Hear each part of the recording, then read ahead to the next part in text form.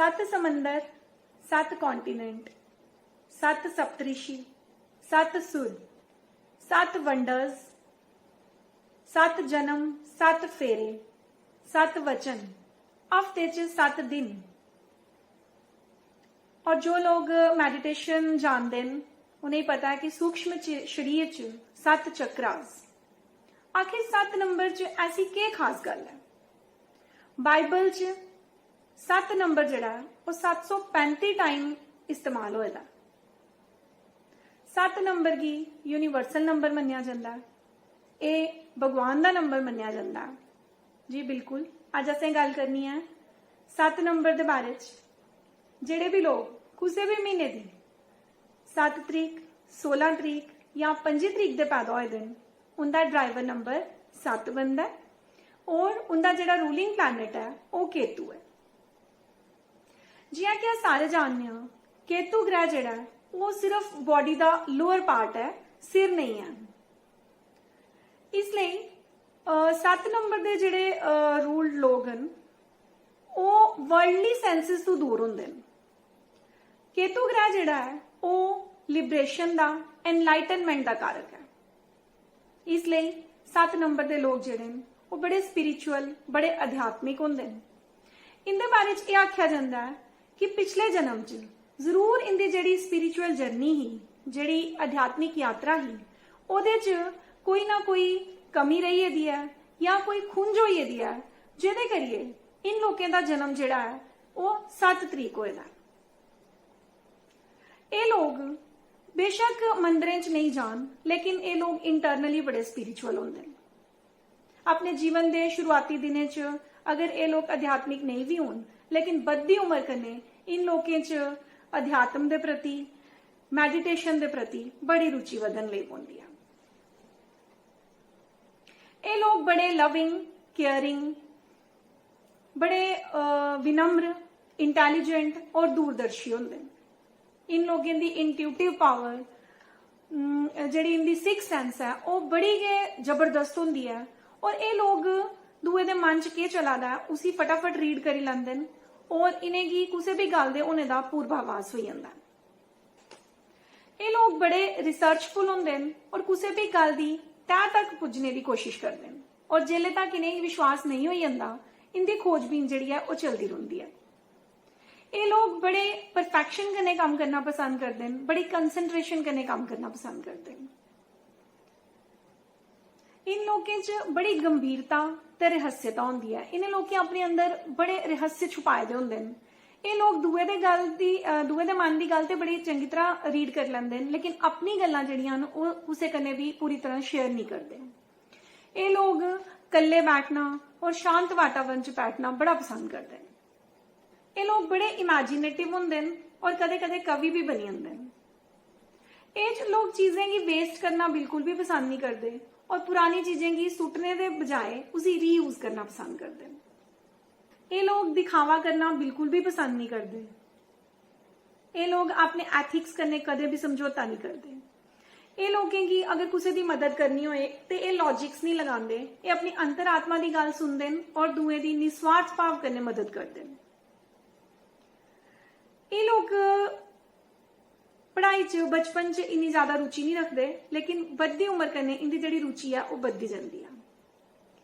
ये लोग जिहड़ा खर्चा है वो बड़ा सोची समझिए करते हैं, पैसे के मामले च बड़ी समझदारी बरतते हैं, पर इन्नी समझदारी बरतने के बावजूद भी ये अपनी जिंदगी च बड़ा ज्यादा धन का संचय नहीं करी पाते हैं। ये लोग किसी भी चीज का एनालिसिस यानी विश्लेषण बड़ी चंगी तरह करते हैं। 7 नंबर के लोगों की एक बड़ी वड्डी क्वालिटी होंदी है कि ये 7 नंबर के जिहड़े एम्पलॉयज होंदे ने, ये अपनी कंपनी च बड़ी गै वफादारी करने और बड़ी मेहनत करने काम करते हैं और अपनी कंपनी की या अपने इंस्टीट्यूट की बड़ी बुलंदियां तक ले जाते हैं। ये लोग बड़े परफेक्शनिस्ट एटीट्यूड के होंदे हैं और बड़ी कंसंट्रेशन करने काम करते हैं। ये लोग बड़े इमेजिनेटिव होंदे हैं और कदे कदे कवि भी बनी जाते हैं। अगर इनकी नैगेटिव साइड की गल कर लैचे तो ये लोग थोड़े इंट्रोवर्ट होंदे हैं। ये लोग अपनी फीलिंग्स की किसी की भी चंगी तरह एक्सप्रैस नहीं कर सकते, जिहदे करिए कई बार लोग इन्हें की निर्दयी भी समझ लैंदे ने। 7 नंबर की जिहड़ी लेडीज होंदियां वो अपने लाइफ पार्टनर की प्रेम ते करदियां लेकिन अपनी रियल फीलिंग्स जिहड़ियां वो एक्सप्रैस नहीं कर सकदियां। दूई चीज जिहड़ी इंदे च हुंदी है कि इंदे च मूड स्विंग्स बड़े ज्यादा होंदे न। इंदा मूड जिहड़ा वो बदलदा रहिंदा है। इन्हें इहो सलाह दी जाती है कि इहदे उपर ये थोड़ा कंट्रोल करन ताकि लाइफ च इन्हेंगी ज्यादा सक्सैस मिल सके। ये लोग कई बार बड़े चुस्त ते कई बार बड़े सुस्त दिखने च मिलते हैं। इंदे च कई बार दोहरा व्यक्तित्व भी देखने च मिलता है। जिया कि मैं तुहानू पहले दसिया कि ये लोग धरती उपर सिर्फ आध्यात्मिक यात्रा लई मेनली आए दिन, लेकिन कई बार ये लोग वर्ल्डली मटीरियल चीजें च इन्ना ज्यादा अट्रैक्ट हो जाते हैं कि ये लोग दो किश्तियों के सवार हो जाते हैं और अपना जिहड़ा सही उद्देश्य है उसी भुली जाते हैं, जिहदे करिए आध्यात्मिक उन्नति च इन्हेंगी बाधा आती है। ये लोग कई बार बड़े लेजी हो जाते हैं और कई बार डिप्रैशन च भी चले जाते हैं, जिहड़ा कि इनकी लाइफ का वर्स्ट टाइम होंदा है। सजेशंस अगर मैं इन्हें दें तो इन्हें मैं इहो सजेस्ट करगी कि तुस लोग योगा करो, मैडिटेशन करो, जिहदे कन्नै कि तुहानू लाइफ च बड़ी ज्यादा सक्सैस दिखने च मिलग। दूई चीज मैं तुहानू आखना चाहनी हाँ कि तुस लोग अपनी बॉडी उपर कदे भी टैटू नहीं बनवाओ। अगर तुस अपनी बॉडी उपर टैटू बनवांदे हो ते तुहानू सक्सैस पाने च मुश्किल आई सकती है। गल कर लैचे फेमस परसनैलिटीज की जिहड़े कि 7 नंबर के बॉर्न उनदे च आई जांदे ने अटल बिहारी वाजपेयी जी, अरविंद केजरीवाल, रविंद्रनाथ टैगोर, MS धोनी, एकता कपूर और भी कई हस्तियां जिहड़ी कि 7 नंबर की पैदा हुई दियां। करियर की अगर अस गल कर लैचे तो ये लोग अच्छे एस्ट्रोलॉजर्स बनी सकते हैं, रिसर्च वर्क च जाई सकते हैं, साइंटिस्ट बनी सकते हैं।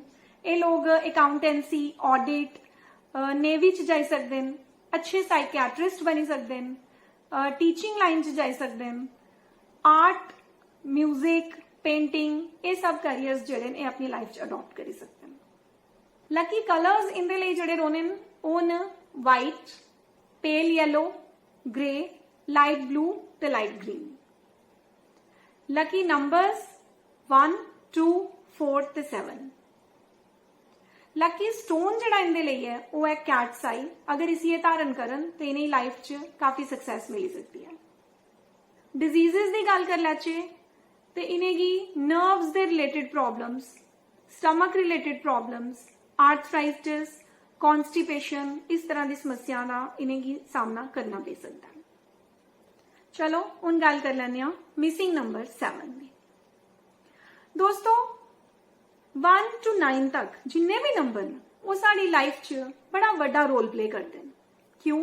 क्योंकि हर नंबर जिहड़ा वो कुसे ना कुसे प्लैनेट कन्नै रिलेटेड है और वो नंबर वो प्लैनेट जिहड़ा वो अलग अलग तरीके कन्नै साड़ी लाइफ च सानू कुछ ना कुछ दिंदा है, साड़ी लाइफ च अलग अलग रोल प्ले करता।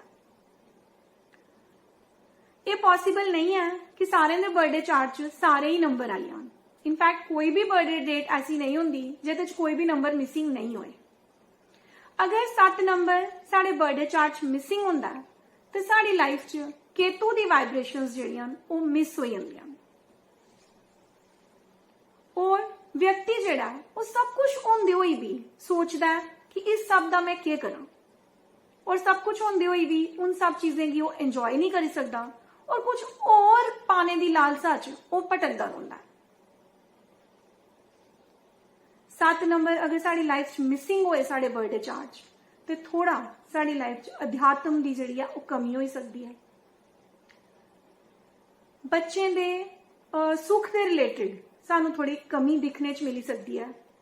उहदे लई सानू होर भी बर्थडे चार्ट जिहड़ा वो एनालिसिस करना पौंदा है, लेकिन थोड़ी कमियां जिहड़ियां वो सानू दिखने च मिलदियां।